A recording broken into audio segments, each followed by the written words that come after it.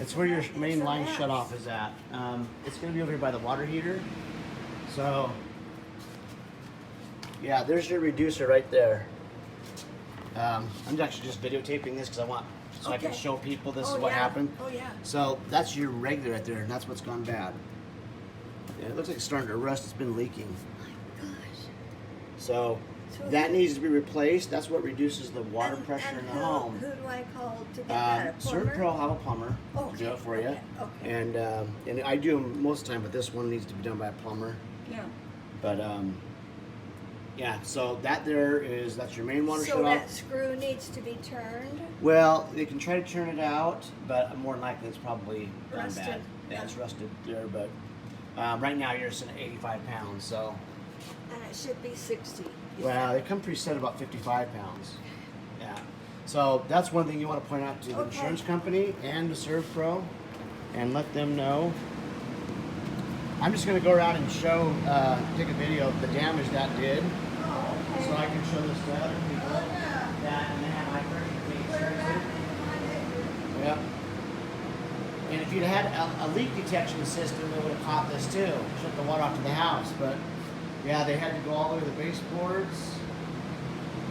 And they're going to have to pull the countertops off to cabinets to get to the bottom. Yeah. And what happened was that split out right there on that filter housing on the reverse osmosis. Right there. And you can see that. So all that did, all this damage, it came all the way over here.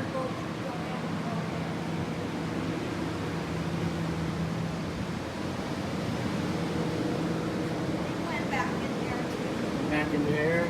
Yeah, and it came in, I saw that all the way into this room. Got fans in here too. Yeah. No fun. And all the way back into the bedroom, huh? Yeah. Yeah. I don't need to go back there, but you get the idea. It kind of all the way went crazy.